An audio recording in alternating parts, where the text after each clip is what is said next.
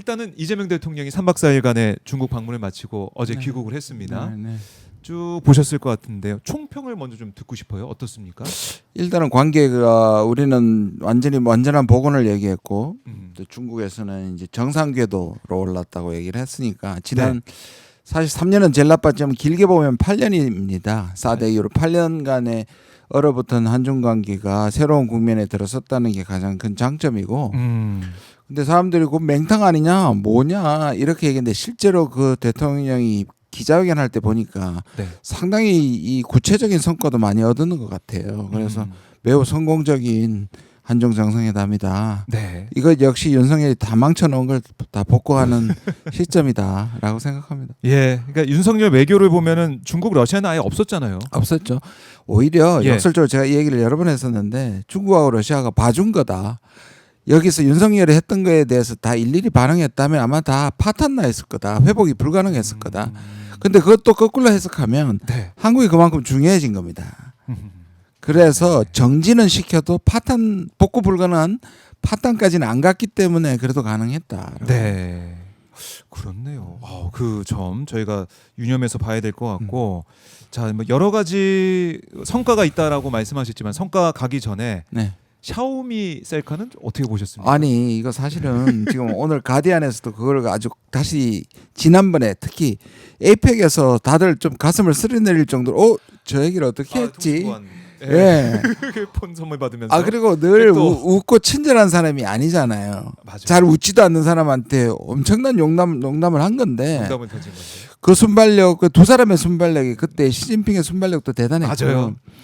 그리고 의문의 일패를 당한 게 미국이잖아요. 맨날 샤오미를 두고 백도 조심해라고 했던 그 백도 단어 자체가 미국에서 나온 거거든요. 그러니까 한국의 농담을 받아주면서 미국을 그냥 때린 거거든요.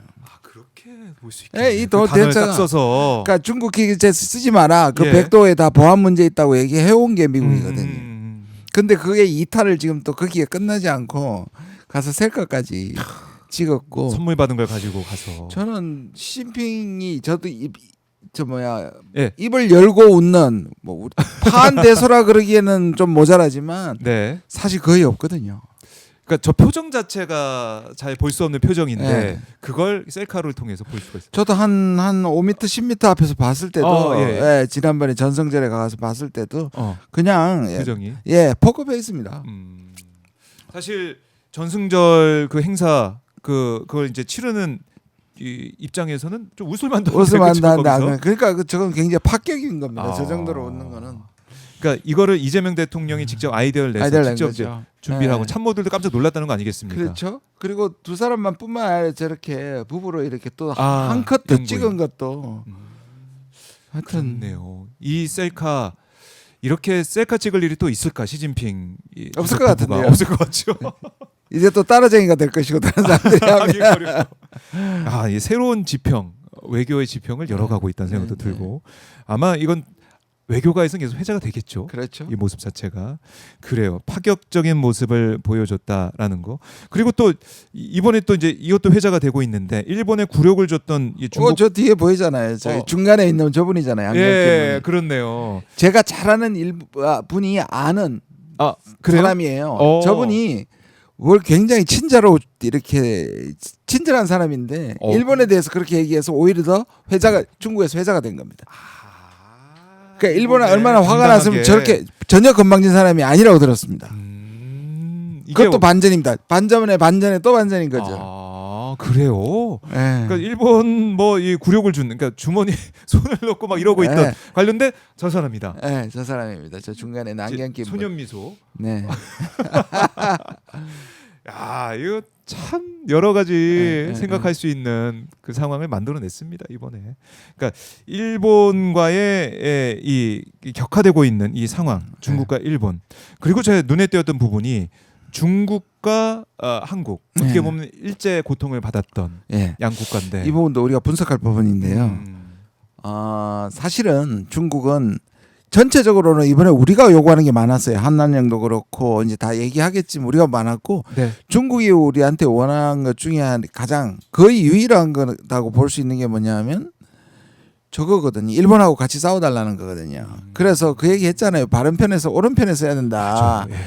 근데 다른 사람들은 처음에 분석할 때는 이건 미중사에서 선택하라는 신호다. 이거 강압적인 질문이라고 보수 신문들이 얘기했는데 그건 틀린 분석이었고요. 그때도 제가 말씀을 드렸는데요. 네. 이거는 일본하고 지금 관계에서 일본 지금 잘못하고 나쁜 쪽에 있는 거 아니냐. 여기에 대해서 같이 비난을 해달라고 그랬는데 절묘하게 우리는 어떤 면에서 중립을 지킨 게 뭐냐면 같이 다음 주에 지금 일본에 가야 되거든요.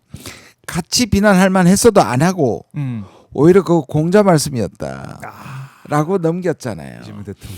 그리고 그러면 중국이 기분 나빠할 수 있었는데 오히려 과거의 항일 경험을 같이 얘기하면서 중국도 어느 정도 만족시킨 거예요. 그러니까 너무 나가서 중국과 한편에 대해서 일본을 때리는 것 자체는 외교적 부담이 되는데 그렇죠. 그러나 우리는 항일 경험을 공유하고 있다는 말로서 중국이 아주 기분 나쁘지 않게 챙겼고요. 일본도 다 챙긴 겁니다. 굉장한 외교술이라고 생각합니다. 저는 매우 영민하십니다, 진짜. 야, 완전 소름이 좀 돋습니다. 그렇죠? 예. 예. 이걸 이렇게 그냥 하는 말이 아닌 겁니다.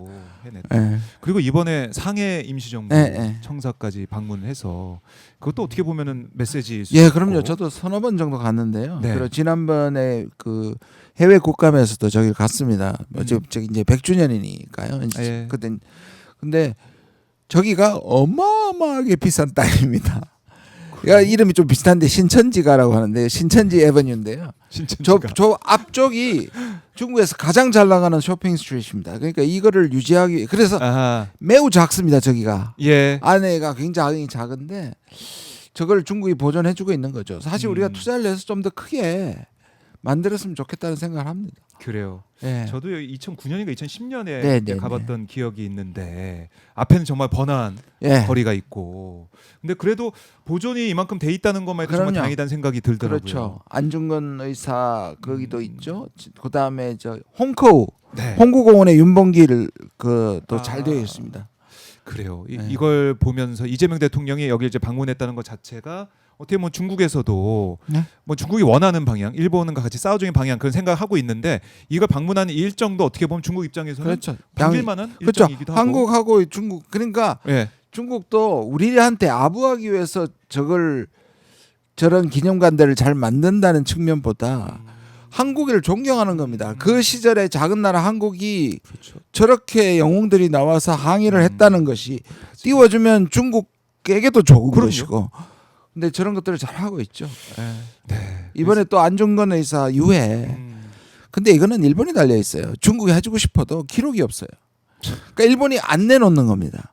일본이 자료를 내놔야 중국 땅이지만 유해를 찾을 어디 유해를 찾을 수 있는 예. 일본이 기록을 갖고 있거든요. 저게 일본이 참 해야 됩니다. 심하네요. 그런 걸 보면은 심하고 어쨌든 이번 3박 4일 방중을 통해 가지고 우리가 주목했던 거 여러 가지가 있지만 그래도 한한령 어떻게 될 거냐, 그다음에 서해 구조물 문제 어떻게 풀어 나갈 거냐 이건데 어떻게 보면 성과가 있었어요.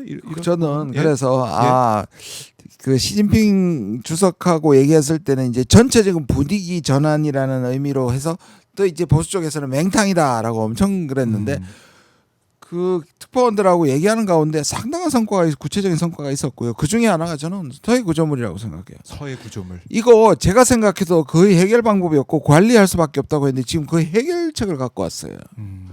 보시면 이게 왜 그러냐 하면 우리 청취자들이 이해를 해야 되는데요. 중국하고 우리는 서해, 중국은 황해죠. 그래서 거기가 좁잖아요. 네. 그래서 중간에 이 공유 수역, 우리 수역, 중국 수역에 작은 공유 수역이 있는데 여기는 그냥 공유로 하자. 여기 네. 끝이 말고 같이 선 긋지 사용하자. 말자. 예. 그래서 거기서 다 고기도 자유롭게 자꾸 다 하는데 중국이 이제 그런데 우리가 그 선을 그으면 가상의 선을 그을 수 있잖아요. 딱 중간에. 그렇죠. 거기에 중국이 시작한 쪽은 중국 쪽인데 넘어왔어요. 그러면 살짝 넘어온 거예요. 그래서 이거를 참 중국한테 계속 요구를 사실 그렇게 욕하면서도 윤석열 정부 때 이랬을 때 윤석열 정부도 한마디도 못했어요 사실. 뭡니까? 그럼 제대로 얘기를 하든지. 제대로 얘기하든지. 근데 오히려 이재명 대통령 얘기를 했고 네. 중국이 사실 이걸 그러면 우리가 다 이 설치부를 빼겠다고 하면 이건 또 중국의 자존심이고 중국이 인정하는 게 되잖아요. 군사 시설이라는 거 인정하게 되니까 이게 굉장히 예민한 문제가 됐는데 아주 기발한 그냥 솔로몬의 지혜처럼 했어요. 네. 그 차 끊고 네. 우리 그 당신 나라가 당신 쪽으로 조금만 옮겨가라. 선을 그어지니까. 그렇죠. 그래서 바로 일부 철수하고 아하. 이거를 그어서 하는 거를 협의하기로 해결된 겁니다. 해결됐네요. 근데 오늘 장동영 대표가 뭐라고 했냐면 아니 이거 살짝 넘어온 거다라고 하면서 중국 입장을 대변한 게 이재명 대통령이다. 그리고 중간에 선을 그으면 된다고 쉽게 말하는데 바로 그 선을 자기들 마음대로 긋겠다는 게 중국 아니냐. 남중국해 자기들 멋대로 선을 그어놓은 게 중국이다. 이미 그렇게 그어놨다. 이렇게 얘기하면서 이재명 대통령의 성과를 이제 깎아내리고 비판하는 것 같은데 어떻게 보십니까? 정말 그거 니들이 한 거예요. 니들이 이렇게까지 갖고 온 거예요. 진짜 정신 차리세요. 화나셨어요. 우리 의원님 화나셨어요. 해결해 놓으니까 뭔 소리 하는 거예요 지금. 그리고 앞으로 선을 긋는데 이 중국 일방적이 아니라 협의해가지고 그러니까. 중간을 끊는다고 얘기했는데 왜 딴 말 합니까? 네. 이거는 오늘 장동영 대표가 이렇게 얘기하면서 중국과 또 이재명 대통령을 엮어서 또 이게 비난을 하려고 하는 것 같은데 그러니까요. 그리고 가짜뉴스 안 됩니다. 아니 베네수엘라를 침공받은 게 우리나라 그다음 타겟이라고 얘기하는 매국노들입니다. 뭡니까 그게? 그렇죠. 아니 다음에 이재명 대통령이 마두로입니까?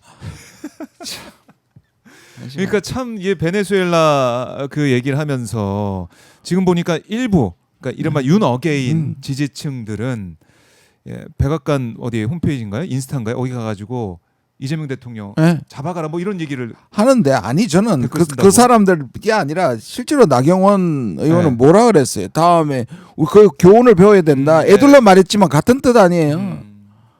그다. 아니 한국의 지금 위상이 뭔데 지금 우리가 그 마치 마차도가 자기 나라 때려달라고 망명하면서 노벨 평화상. 그가 반정부 활동을 한 것은 평가를 하지만 그것도 그거였거든요. 네. 지금 그렇게 하다 결국 미국한테도 외면받았잖아요. 그러게 마차도는. 말입니다. 예, 수습이 안 된다고 하고 있는데 이제 국민의힘에서 제대로 이 상황을 보고 직시를 해야 된다. 국민들 호도하면 안 된다.